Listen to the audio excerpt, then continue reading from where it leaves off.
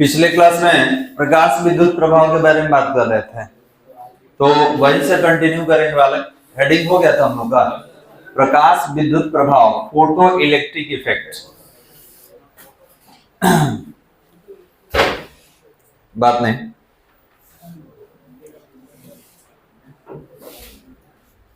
Heading देंगे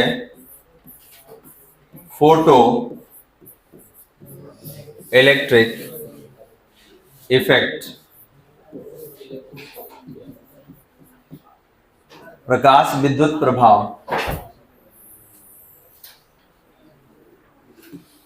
heading हो भी गया था शायद,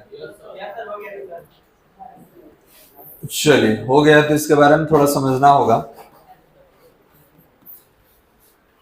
बात नहीं बालक, तो प्रकाश विद्युत प्रभाव के बारे में थोड़ा समझते हैं कि ये फोटो इलेक्ट्रिक इफेक्ट होता क्या है, जानेंगे। अगर आपको ये सामने डायग्राम दिख रहा होगा तो आप देख सकते हैं कि कोई धातु है और इस धातु में बहुत सारा इलेक्ट्रॉन है। ठीक है, इसके बारे में पिछले क्लास में भी बताया गया था कि किसी धातु के सतह से मुक्त इलेक्ट्रॉन को निकालने के लिए हमको जो ऊर्जा देना पड़ता है उसका नाम कार्यफलन था, याद है बालक? तो आपने देखा कि सर इस धातु के सतह से इलेक्ट्रॉन को निकालना है और बिना ऊर्जा दिए इलेक्ट्रॉन निकलता नहीं है। जितना ऊर्जा लेके निकलेगा ऊर्जा का नाम क्या होगा? कार्यफलन। कल बताया था इसके बारे में, फाई से डिनोट किया जाता है। एक लिस्ट भी बनाए थे कि किसका कार्यफलन कितना होता है। तो ध्यान देंगे इसमें प्रकाश विद्युत प्रभाव क्या है, तो ये टोटल घटना को ही प्रकाश विद्युत प्रभाव कहते हैं। जब किसी धातु के सतह पर कोई प्रकाश किरण आपतित होता है और प्रकाश किरण के आपतित होने के पश्चात ये इलेक्ट्रॉन इस प्रकाश से ऊर्जा ग्रहण करता है और ऊर्जा ग्रहण करके इस सतह से मुक्त हो जाता है, बाहर निकल जाता है। तो इस टोटल प्रक्रिया को ही प्रकाश विद्युत प्रभाव कहा जाता है। कोई दिक्कत बालक? ठीक है, ये टोटल प्रक्रिया जो है इसका नाम है प्रकाश विद्युत प्रभाव। तो सबसे पहले इसका प्रायोगिक व्यवस्था जिसको एक्सपेरिमेंटल अरेंजमेंट कहा जाता है, सबसे पहले किसने बताया था? तो हेनरी हर्ट्ज ने बताया था। In 1887, Henry Hertz gave a theory related to photoelectric effect, and Henry Hertz demonstrated the experimental arrangement of photoelectric effect. Henry hertz ने ही सबसे पहले प्रायोगिक व्यवस्था के आधार पर प्रकाश विद्युत प्रभाव का पुष्टि किया या सत्यापन किया। कोई दिक्कत बालक? तो प्रकाश विद्युत प्रभाव क्या है? तो आप बोलेंगे कि जब किसी धातु के सतह पर कोई प्रकाश किरण आपतित कराया जाता है तो इस आपतित प्रकाश से ऊर्जा को प्राप्त करके इलेक्ट्रॉन अपने सतह से मुक्त हो जाता है, बाहर निकल जाता है और इस पूरी प्रक्रिया को ही प्रकाश विद्युत प्रभाव के नाम से जाना जाता है। कोई दिक्कत बालक समझने में? अब कह देगा कि इसका प्रायोगिक सत्यापन कीजिए, तो सबसे पहले हम लोग क्या करेंगे? इसको परिभाषित करेंगे और परिभाषित करने के पश्चात इसका प्रायोगिक सत्यापन करेंगे। प्रायोगिक सत्यापन में एक डायग्राम बनाया जाएगा और उस डायग्राम के माध्यम से हम लोग सिद्ध करेंगे। चलिए तो परिभाषा में आते हैं, लिखेंगे परिभाषा। हेडिंग हो गया है, पिछले क्लास में हम लोग इसके बारे में समझे भी थे, हेडिंग भी दिए थे। तो लिखेंगे प्रकाश विद्युत प्रभाव को हम लोग परिभाषित करने वाले हैं। हो गया बालक, पैराग्राफ चेंज करके लिखा जाए। सबसे पहले प्रकाश विद्युत प्रभाव के बारे में, सबसे पहले प्रकाश विद्युत प्रभाव के बारे में, सबसे पहले प्रकाश विद्युत प्रभाव के बारे में हेनरी हर्ट्ज ने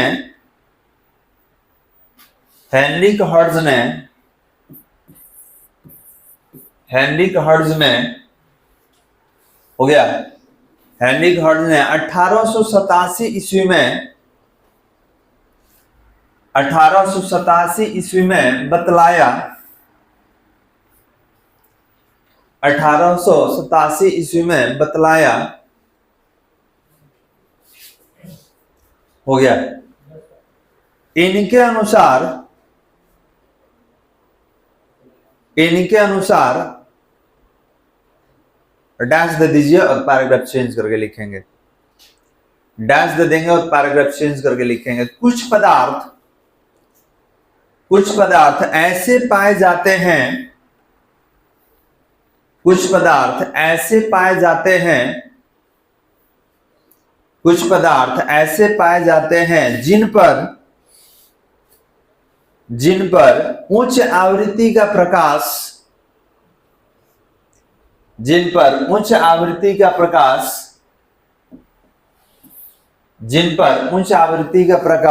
या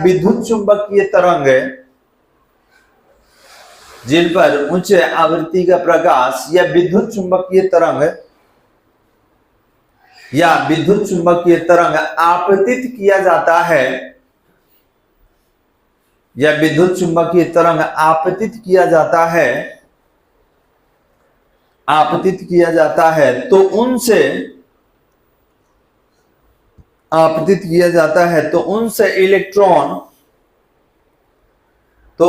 इलेक्ट्रॉन उत्सर्जित होने लगते हैं,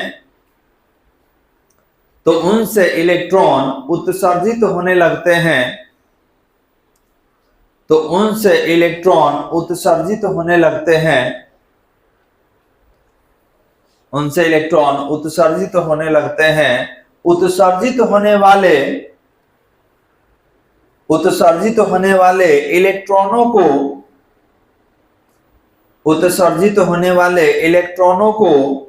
फोटो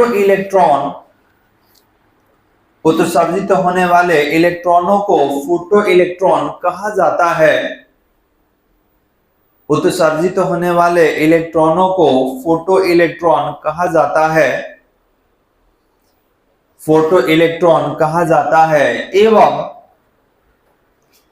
एवं इस प्रक्रिया को या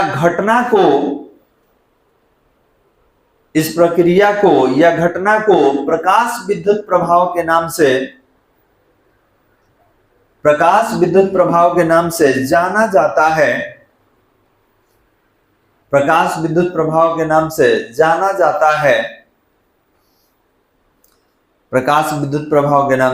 जाना जाता है। कोई दिक्कत बालक? चलिए, तो इसमें हम लोग क्या देखे बालक? हम लोग यही देखे कि किसी सतह पर, ध्यान देंगे, हम लोग यही देखे कि किसी धातु के सतह पर इलेक्ट्रॉन है और हमने क्या किया, तो इस पर प्रकाश किरण आपतित करा दिया। अब ये भी कोई भी प्रकाश हो सकता है, यूवी रेज हो सकता है, ठीक है, यूवी रेज आपतित करा दिया। और आप जानते हैं कि सूर्य के प्रकाश में ऊर्जा का काफी प्रचुर मात्रा होता है, जिसको E=hν भी कहा जाता है। और जैसे ही ये ऊर्जा इस सब इलेक्ट्रॉन को मिलेगा, तो इलेक्ट्रॉन अपना जगह छोड़ के बाहर निकल जाएगा। अब इस इलेक्ट्रॉन को हम क्या कहेंगे, तो इसको हम बोलेंगे फोटो इलेक्ट्रॉन। तो बताइए, फोटो इलेक्ट्रॉन मुक्त है कि धातु में है? तो आप कहिएगा धातु से तो बाहर निकल गया है, तो ये मुक्त होता है, इसको मुक्त इलेक्ट्रॉन भी कहा जाता है। लेकिन फोटो क्यों कहे हैं? ताकि मालूम चले कि ऊर्जा प्रकाश से इसको मिला है। अब इसको तापयन इलेक्ट्रॉन भी कहा जाता है। तापयन कब कहते हैं? जब टेम्परेचर से बाहर निकलता है। कल याद है टर्मिनोई की मिशन पढ़े थे हम लोग, तापयनिक उत्सर्जन पढ़े थे। उसमें क्या था कि इसको गर्म करने पे निकल रहा था। तो जब गर्म करने पे निकलता तो फोटो कहते हैं? नहीं, फोटो मतलब तो लाइट होता है। तो जब गर्म करने पर इलेक्ट्रॉन निकलता तो उसका नाम क्या होता? तापयन इलेक्ट्रॉन। कोई दिक्कत बालक? ये डायग्राम बना लीजिए। अभी टोटल प्रक्रिया का ही नाम है प्रकाश विद्युत प्रभाव, टोटल घटना का ही नाम है प्रकाश विद्युत प्रभाव। इसका एक और परिभाषा लिखवाएंगे, पहले इसको लिख लीजिए, डायग्राम बना लीजिए।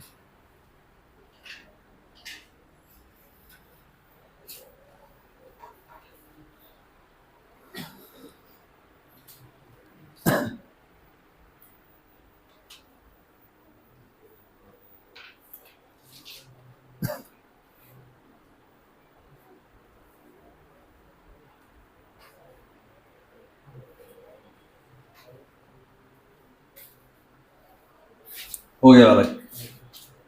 चलिए या करके एक और परिभाषा लिख लिया जाए, या करके एक और परिभाषा लिखेंगे,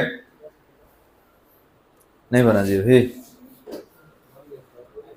चलिए लिखा जाए प्रकाश की किरणों के प्रकाश की किरणों के प्रभाव से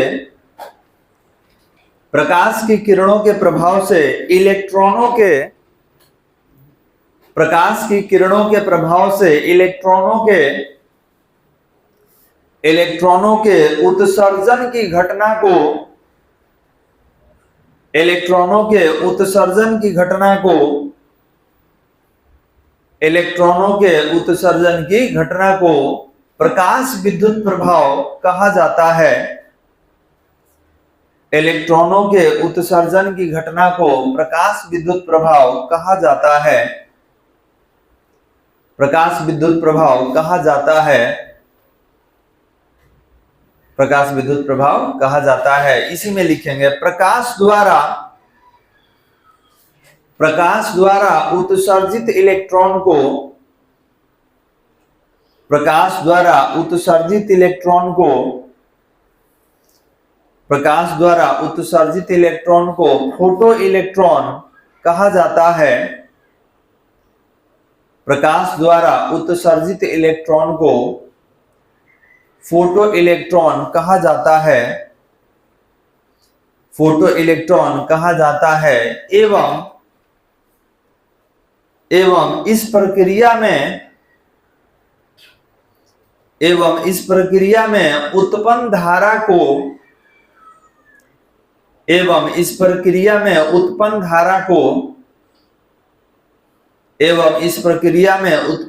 को प्रकाश विद्युत धारा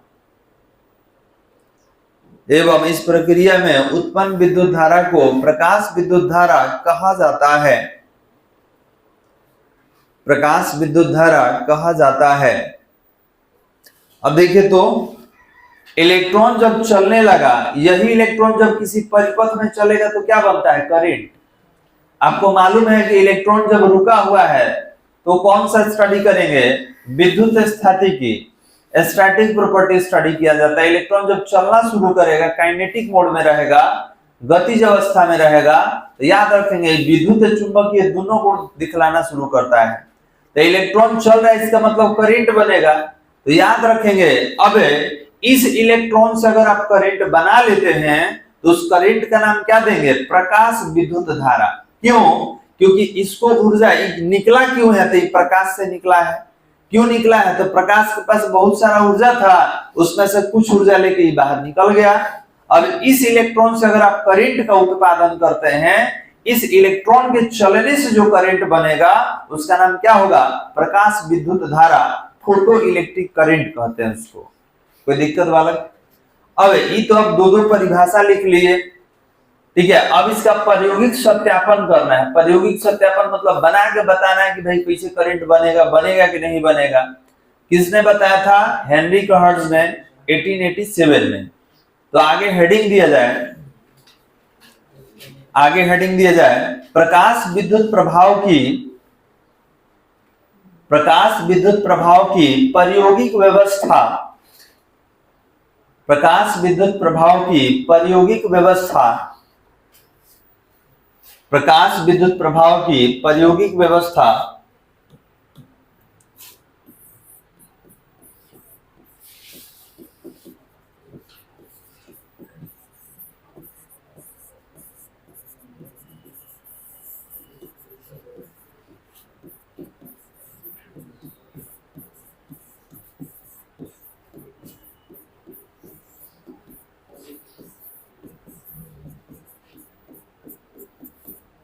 प्रकाश विद्युत प्रभाव की प्रायोगिक व्यवस्था experimental arrangement of photo electric effect.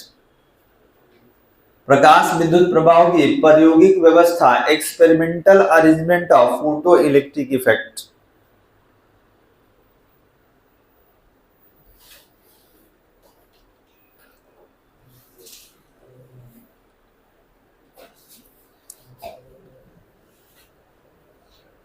हो गया बालक।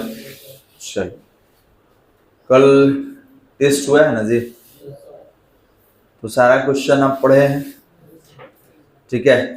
तो आपका जो टेस्ट हुआ है हमने देखा है, लगभग सारे चैप्टर को टेस्ट कर लिया है, सब जगह से क्वेश्चन था, ठीक है। बिल्कुल, इसीलिए आपको पढ़ा दिए हैं सारा, कि हर एक जो भी आए आपका ऑब्जेक्टिव हो सब्जेक्टिव हो, सब आप उसको बेहतर तरीके से लिख लें, ठीक है।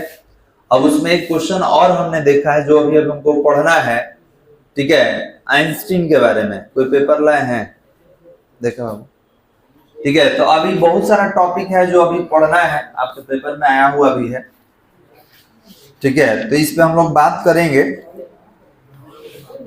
अच्छा, इलेक्ट्रिकल रेजोनेंस आपको पढ़ाए थे, विद्युत अनुनाद, यहाँ दिख रहा है, शंट भी दिख रहा है। तो ऐसा बहुत सारा टॉपिक है जो हम लोग ऑलरेडी इसमें पढ़ चुके हैं, कहीं देखे थे इसी में जी, सबका अलग अलग है का जी क्वेश्चन, लास्ट में था, हाँ ठीक ठीक, 24। चलिए तो बात करेंगे, हम समझते हैं ये हो गया। तो अभी बहुत सारा टॉपिक तो हम लोग कर ही रहे हैं। Experimental arrangement of photo electric effect, तो ध्यान देंगे, इस प्रयोग से देखा गया कि क्या इस इलेक्ट्रॉन से हम करंट का उत्पादन कर सकते हैं कि नहीं, ठीक है। ये जो आप नाम दे दिए फोटो इलेक्ट्रिक करंट, प्रकाश विद्युत धारा, ये उत्पन्न होता है कि नहीं होता, और होता है तो कैसे होता है, याद रखिएगा। और आपको ये भी बता दें कि जो सोलर सेल होता है, जिसको सोलर आप प्लेट कहते हैं, इसी सिद्धांत पे काम करता है। आपके एग्जाम में पूछा जाएगा कि बताइए सोलर सेल किस सिद्धांत पे काम करता है, तो याद रखिएगा कि फोटो इलेक्ट्रिक इफेक्ट पर निर्भर करता है, इसी सिद्धांत पे काम करता है। उसमें भी यही होता है, सोलर प्लेट में देखिएगा दो तरह का आपको उसमें धारी धारी जैसा दिखेगा, एक हल्का ब्लू टाइप का रहता है, एक ग्रे टाइप का रहता है, लाइनिंग जैसा रहेगा। तो एक सिलिकॉन होता है, कि जर्मेनियम होता है, तो एक तरफ से इलेक्ट्रॉन टूटता है, दूसरे में जाके इकट्ठा हो जाता है, और उसी से हम लोग करंट बनाते हैं। तो देखिए पहले इसके बारे में समझते हैं। देखिए यही इसका डायग्राम है, यही एक्सपेरिमेंटल अरेंजमेंट है, ठीक है। इसी के बारे में हम लोग बात करेंगे। तो पहले समझ लीजिए, उसके बाद लिखेंगे इसके बारे में। सबसे पहले हम क्या किए, तो एक कांच का नली ले लिए, ठीक है। इसको इवैक्यूएटेड ग्लास ट्यूब कहा जाता है, या हिंदी में निर्वातित कांच की नली। निर्वातित मतलब इसमें हवा नहीं रहना चाहिए, क्लियर है बालक। अब निर्वातित कांच की नली ले लिए, इसमें दो गो प्लेट ले लिए, एक प्लेट से इलेक्ट्रॉन निकलेगा और दूसरे पे जाके इकट्ठा होगा। अब मान लीजिए इलेक्ट्रॉन निकलेगा तो कहीं इकट्ठा होना चाहिए ना जी प्लेट पर, तो हमने बोला कि जहां से इलेक्ट्रॉन निकलेगा जिस प्लेट से, उसका नाम लेंगे उत्सर्जक प्लेट, और लिखेंगे ई से, क्योंकि इंग्लिश में इमीटर कहा जाता है।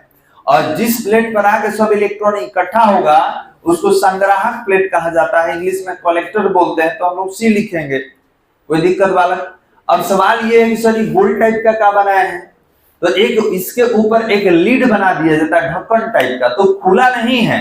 यहाँ का कांच जो होगा बाकी सब की तुलना में पतला रहेगा। क्यों, ज्यादा मोटा कर दीजिएगा तो प्रकाश का जो, ठीक है, इंटेंसिटी होता है वो कम हो जाएगा। तो यहाँ का कांच थोड़ा सा पतला रखते हैं, इसीलिए गोल टाइप का बना दिया गया, ताकि मालूम चले कि इतना दूर से प्रकाश अंदर आएगा, और विशेष रूप से इस पर प्रकाश आए इसके लिए इतना जगह पर कांच थोड़ा सा पतला रखा जाता है। अब सूर्य का प्रकाश आया, तो सूर्य के प्रकाश में एक ही प्रकाश है नहीं, बहुत सारा उसमें तरंग रहता है। आप पढ़े हैं कि सर इसमें औरत किरण भी है, आपका रेडियो वेव भी होता है, इसमें इंफ्रारेड भी होता है, माइक्रोवेव भी होता है, इसमें बहुत सारा तरंग रहता है सूर्य के प्रकाश में। तो अब बहुत सारा आया, तो क्या बहुत सारा से निकल जाएगा? नहीं, ये उसी से निकलेगा जिसका आवृत्ति इसकी तुलना में ज्यादा हो। तो हमने देखिए नाम भी लिखा है यूवी रेज। तो सवाल ये है कि हमारे पास एक प्लेट है और हमने बोला कि इस प्लेट का एनर्जी बैरियर 40 जूल है। 40 जूल का मतलब कि कम से कम इलेक्ट्रॉन के पास 40 जूल एनर्जी रहेगा तबे निकलने देगा।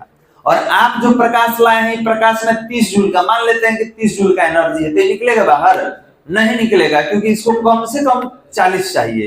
तो ये बताइए कि आपका जो प्रकाश आ रहा है उसमें एनर्जी 40 से ज्यादा, ये कम से कम 40 होना चाहिए। तो यही हम लोग लिखे हैं, ठीक है, यहाँ पर यही आपको बताया गया है। इसको पहले हम हटा दे रहे हैं। ध्यान देंगे, यहाँ पर यही बताया गया कि सब प्रकाश है उसमें से इलेक्ट्रॉन को बाहर नहीं निकालेगा। कुछ प्रकाश का जिसका आवृत्ति ज्यादा होगा वही इसमें से इलेक्ट्रॉन को बाहर निकाल पाएगा, और यहाँ नाम ले लिए है यूवी रेज। तो यूवी पे सब नहीं निकलेगा, वो डिपेंड करता है मेटल के नेचर पे वाला कि किसका नेचर कैसा है, क्योंकि सबका कार्यफलन अलग अलग होता है। कल ही एगो लिस्ट बनवाए कार्यफलन का कि सभी धातु का कार्यफलन अलग है, किसी को ज्यादा एनर्जी चाहिए इलेक्ट्रॉन निकालने के लिए, किसी को कम एनर्जी चाहिए। तो यहां से प्रकाश किरण आपतित हुआ, जब इस उत्सर्जक प्लेट पर प्रकाश किरण को आपतित कराइएगा तो इस प्लेट में जो इलेक्ट्रॉन बैठा हुआ है सब ऊर्जा ग्रहण करके इस प्लेट से बाहर निकलना शुरू करेगा, और निकल के कहां आ जाएगा, संग्राहक प्लेट पर। तो ध्यान देंगे, हमने नोटिस किया। अरे एक चीज और, यहाँ बैटरी जोड़े हैं, तो कोई कह देगा सर बैटरी करंट देने के लिए जोड़े हैं ना, करंट देने के लिए नहीं जोड़े हैं, चार्ज करने के लिए जोड़े हैं। मानिए कि जो सोलर है सेल होता है उसमें हम लोग बैटरी अटैच करके रखते हैं ना जी, कि सोलर से बैटरी चार्ज हो जाएगा, और जब बैटरी चार्ज हो जाएगा तो उसका यूज हम करेंगे, बल्ब जलाएंगे, पंखे चलाएंगे, जो भी काम करना है। तो यहाँ पे बैटरी जो ऐड किया गया है वो चार्जिंग पर्पज से ऐड किया गया, सप्लाई नहीं दे रहा है। बात नहीं बालक, बात नहीं, ठीक है, सप्लाई नहीं दे रहा है, याद रखिएगा, ये चार्जिंग पर्पज से, क्योंकि जब इसमें करंट बनेगा तो चार्ज होगा। एगो एमीटर भी जोड़ दिए आप, हो सकता है कि बल्ब एगो लगा दीजिए। हम एमीटर क्यों जोड़े हैं, क्योंकि परिपथ में थोड़ा सा भी करंट बनेगा तो इसमें विक्षेप आ जाएगा, इसका जो नीडल होता है तुरंत बताएगा कि इतना एम्पियर का करंट बना है। तो याद रखेंगे, जब प्रकाश किरण इस पर नहीं आ रहा था तो इसमें कोई विक्षेप नहीं था, लेकिन जब प्रकाश किरण आया तो देखे कि इसमें विक्षेप आने लगा। तब विक्षेप आने का मतलब क्या हुआ, हमारे परिपथ में करंट बन रहा है वाला, कोई दिक्कत, ठीक है। तो परिपथ में करंट बनेगा तो आपको थोड़ी दिखेगा, तो इसके लिए हम क्या करते हैं, या तो गैल्वेनोमीटर जोड़ के रखेंगे, या तो एमीटर जोड़ के रखेंगे, या कोई बल्ब लगा दीजिए, जलेगा तो मालूम चलेगा भाई करंट बन रहा है परिपथ में। सोलर सेल में बिल्कुल यही काम होता है, जो सोलर प्लेट आप कहते हैं उसमें यही होता है। एक सिलिकॉन होता है, एक जर्मेनियम होता है, एक से इलेक्ट्रॉन टूटेगा दूसरे पर जाएगा, और इस प्रक्रिया में करंट बनता है, ठीक है। इस प्रक्रिया में करंट बनेगा और उसी करंट से आप बल्ब जलाते हैं, पंखा चलाते हैं, जो भी एनर्जी का यूज करना होता है आप करते हैं। कोई दिक्कत समझने में? तो पहले डायग्राम बनाइए, अब इसके नीचे डायग्राम के बारे में लिखेंगे जल्दी।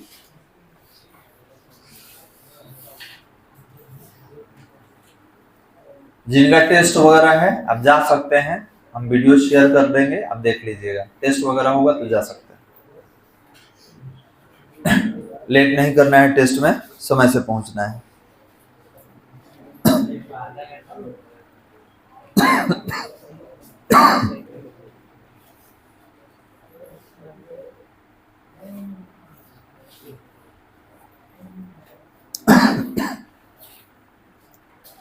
खुश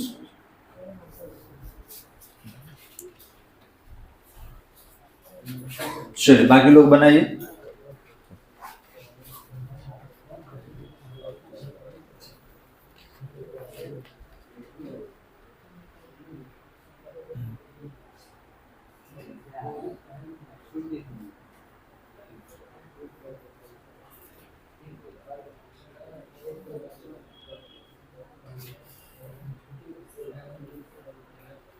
बात नहीं वाला, जल्दी बनाइए।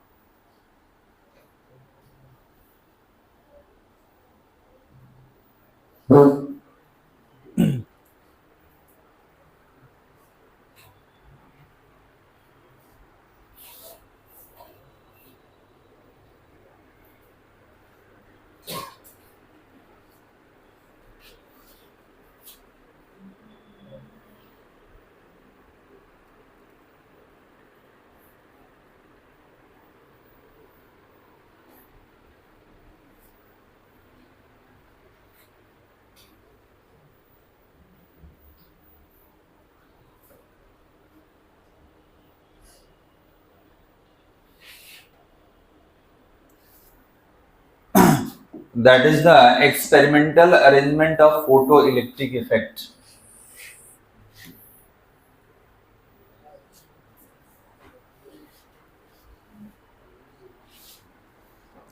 थोड़ा सा लैंग्वेज लिखना होगा इसके बारे में। चलिए लिखे तो। अच्छा देख के वीडियो में से लिख लिया, चलो लिखा ना तब फिर लेट हो जाए। लिखा जाए प्रकाश विद्युत प्रभाव की, लैंग्वेज लिखेंगे, प्रकाश विद्युत प्रभाव की प्रायोगिक व्यवस्था को, प्रकाश विद्युत प्रभाव की प्रायोगिक व्यवस्था को,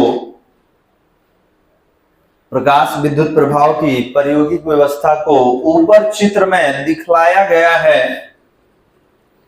प्रकाश विद्युत प्रभाव की प्रायोगिक व्यवस्था को ऊपर चित्र में दिखलाया गया है, ऊपर चित्र में दिखलाया गया है।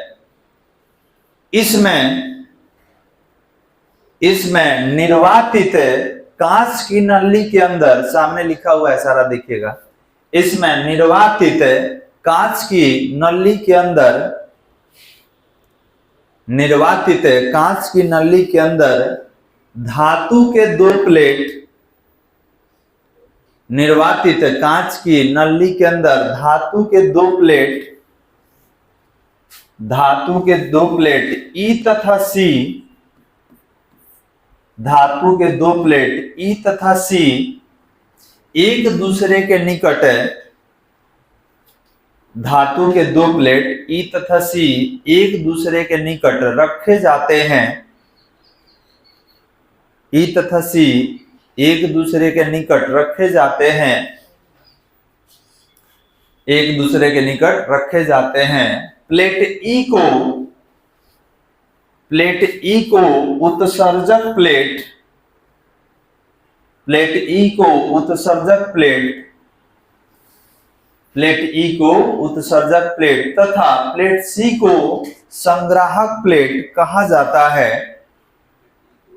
प्लेट ई को उत्सर्जक प्लेट तथा प्लेट सी को संग्राहक प्लेट कहा जाता है, संग्राहक प्लेट कहा जाता है। डायग्राम में देख सकते हैं, है ना वाला। चलिए पैराग्राफ चेंज कर लिया जाए और लिखेंगे जब उत्सर्जक प्लेट पर, जब उत्सर्जक प्लेट पर प्रकाश को,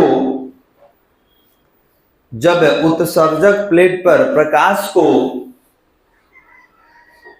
जब उत्सर्जक प्लेट पर प्रकाश को आपतित नहीं किया जाता है, जब उत्सर्जक प्लेट पर प्रकाश को आपतित नहीं किया जाता है, आपतित नहीं किया जाता है, तब आमीटर में, तब आमीटर में, तब आमीटर में शून्य विक्षेप, तब आमीटर में शून्य विक्षेप पाया जाता है, आमीटर में शून्य विक्षेप पाया जाता है। शून्य विक्षेप मतलब कोई विक्षेप नहीं होगा। क्यों? करंट नहीं बन रहा है। जब तक प्रकाश नहीं आएगा करंट बनेगा? बिल्कुल नहीं। कोई दिक्कत वाला इसी में लिखना होगा। परंतु जब उत्सर्जक प्लेट पर, परंतु जब उत्सर्जक प्लेट पर, परंतु जब उत्सर्जक प्लेट पर प्रकाश को, परंतु जब उत्सर्जक प्लेट पर प्रकाश को आपतित किया जाता है, उत्सर्जक प्लेट पर प्रकाश को आपतित किया जाता है, आपतित किया जाता है, तो आमीटर में आपतित किया जाता है, तो आमीटर में विक्षेप उत्पन्न होता है, तो आमीटर में विक्षेप उत्पन्न होता है, तो आमीटर में विक्षेप उत्पन्न होता है, तो आमीटर में विक्षेप उत्पन्न होता है। अतः यह घटना अतः यह घटना प्रकाश विद्युत प्रभाव की पुष्टि करता है। अतः यह घटना प्रकाश विद्युत प्रभाव की पुष्टि करता है। प्रकाश विद्युत प्रभाव की पुष्टि करता है। पुष्टि करना मतलब सत्यापित करना, ये बताना कि ये सही है या गलत है। तो देखिए ये एक्सपेरिमेंट से मालूम चल गया कि पूरा प्रक्रिया बिल्कुल सही है। इलेक्ट्रॉन जब तक, इस पे ध्यान देंगे, जब तक प्रकाश नहीं आएगा तब तक करंट नहीं बन रहा है। हम प्रकाश को नहीं डाल रहे थे तो विक्षेप शून्य था। विक्षेप शून्य मतलब कोई करंट नहीं बन रहा था। लेकिन जैसे ही प्रकाश इस पर आया, इलेक्ट्रॉन टूट के इधर आने लगा और परिपथ में करंट का उत्पादन होने लगा। बालक कोई दिक्कत बालक? चलिए अब इसका कुछ नियम है। नियम मतलब ये नहीं कि कोनो प्लेट रख दिए और उसमें से इलेक्ट्रॉन निकलने लगा। इधर एगो लोहा का प्लेट रख देंगे धूप में तो इलेक्ट्रॉन निकलने लगेगा। तो ऐसे सबके साथ थोड़ी होगा, उसका कुछ कंडीशन है बालक, कुछ नियम है। तो उसी नियम पर बात करने वाले हैं कि ये कब होगा, ये घटना होने के लिए क्या नियम है। तो कुछ शर्त है, उस पर हम लोग बात करेंगे। तो हेडिंग दिया जाए प्रकाश विद्युत प्रभाव का नियम। हेडिंग देंगे प्रकाश विद्युत प्रभाव का नियम। हेडिंग दिया जाए प्रकाश विद्युत प्रभाव का नियम, law of photo electric effect. प्रकाश विद्युत प्रभाव का नियम, law of photo electric effect. Law of photo electric effect. 5 गो नियम लिखेंगे इसमें हम लोग। हो गया, पैराग्राफ चेंज करके लिखा जाए प्रकाश विद्युत प्रभाव के निम्नलिखित नियम हैं। प्रकाश विद्युत प्रभाव के निम्नलिखित नियम हैं। प्रकाश विद्युत प्रभाव के निम्नलिखित नियम हैं जो इस प्रकार हैं। प्रकाश विद्युत प्रभाव के निम्नलिखित नियम हैं जो इस प्रकार है। डैश दे दीजिए और एक एक करके लिखेंगे। 1 नंबर में लिखा जाए किसी सतह से फोटो इलेक्ट्रॉन का निकलना। किसी सतह से फोटो इलेक्ट्रॉन का निकलना। किसी सतह से फोटो इलेक्ट्रॉन का निकलना आपतित प्रकाश की आवृत्ति पर, इसी में लिखना है, किसी सतह से फोटो इलेक्ट्रॉन का निकलना आपतित प्रकाश की आवृत्ति पर निर्भर करता है।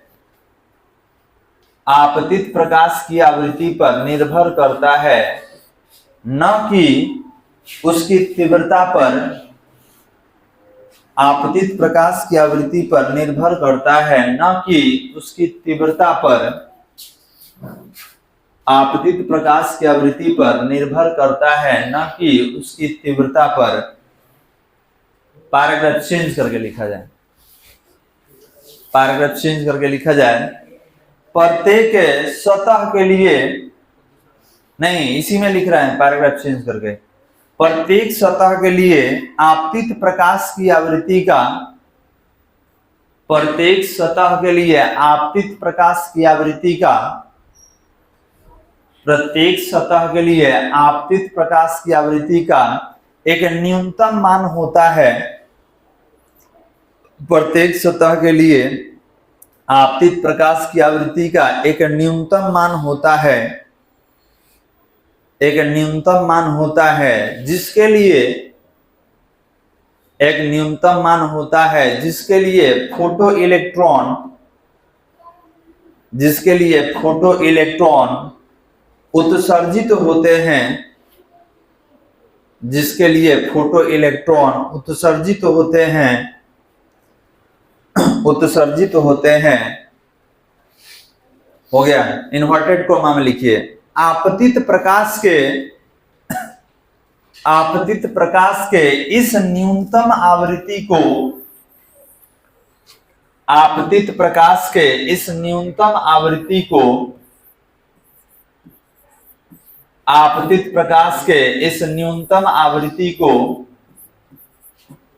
इस न्यूनतम आवृत्ति को देहली आवृत्ति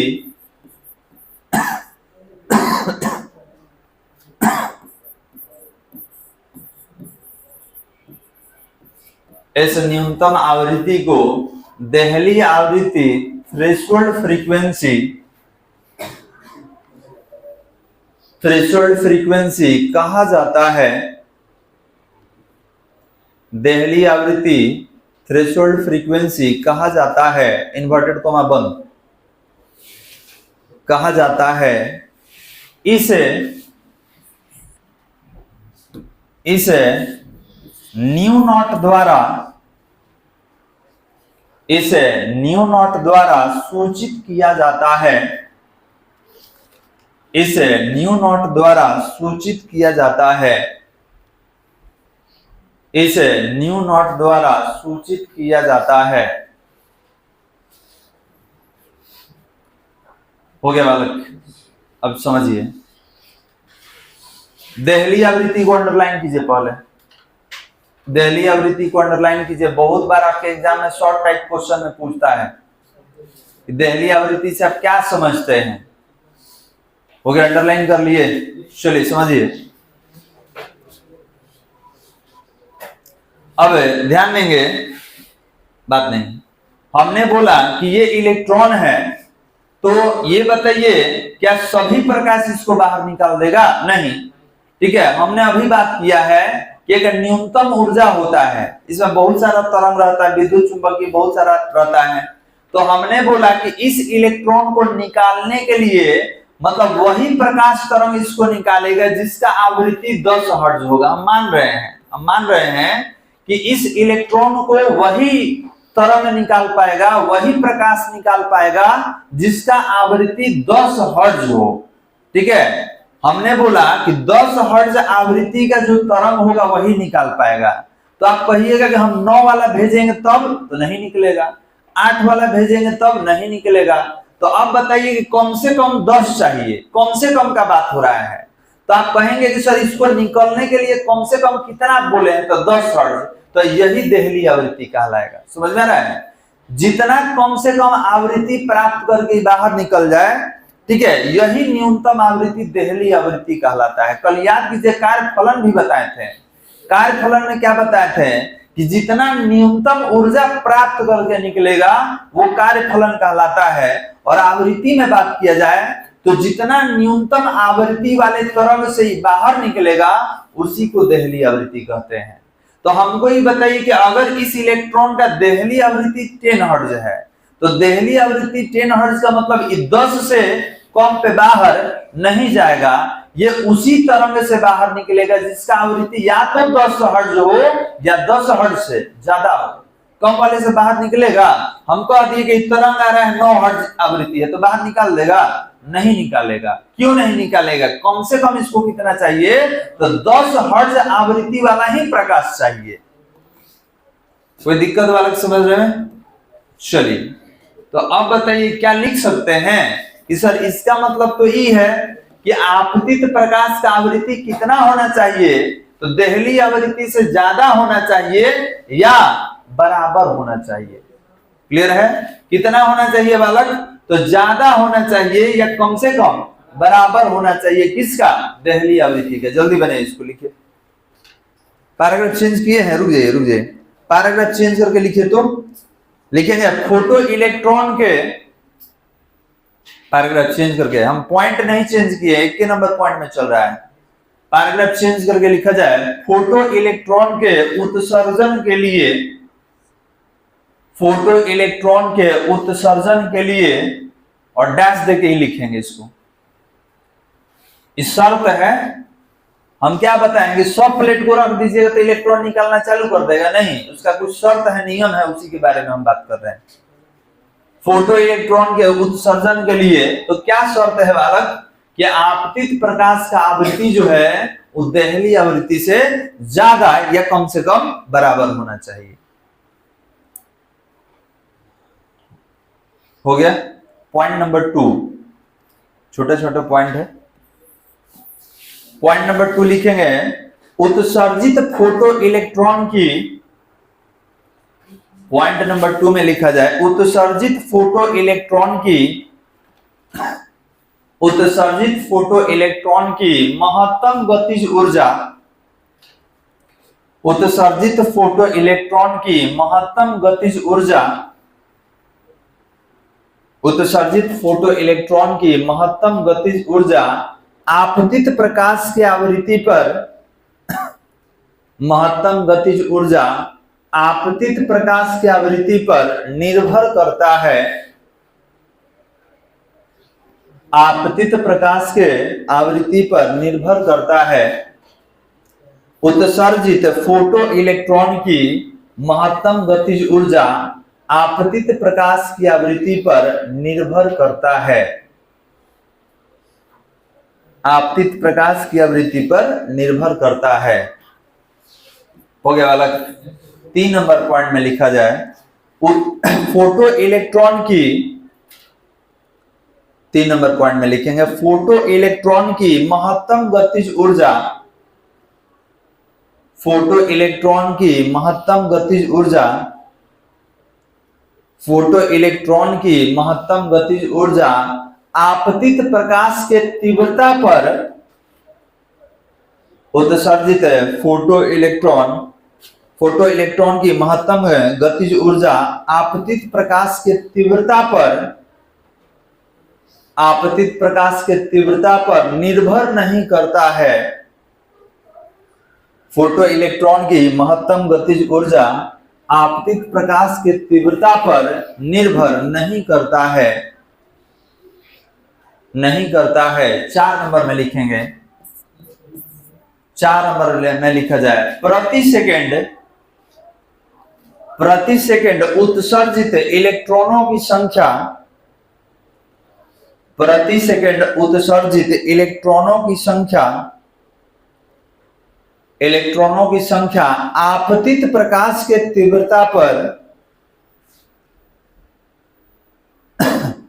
प्रति सेकंड उत्सर्जित इलेक्ट्रॉनों की संख्या आपतित प्रकाश की तीव्रता पर, आपतित प्रकाश की तीव्रता पर निर्भर करता है, आपतित प्रकाश की तीव्रता पर निर्भर करता है,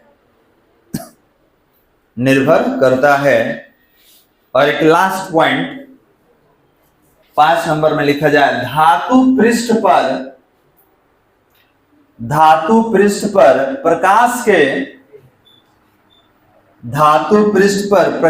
के आपतित होने, धातु पृष्ठ पर प्रकाश के आपतित होने तथा फोटो इलेक्ट्रॉन के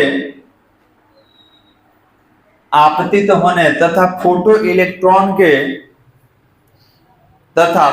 इलेक्ट्रॉन के उत्सर्जन में,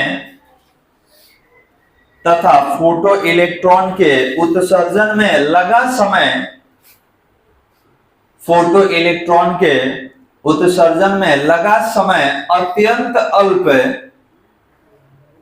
लगा समय अत्यंत अल्प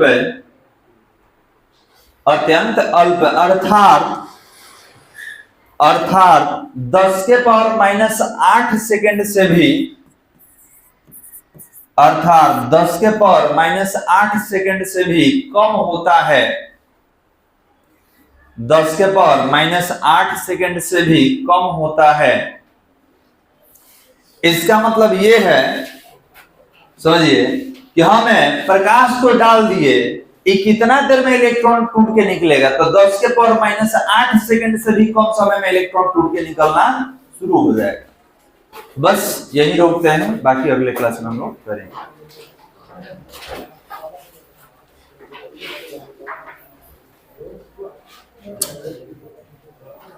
चलिए।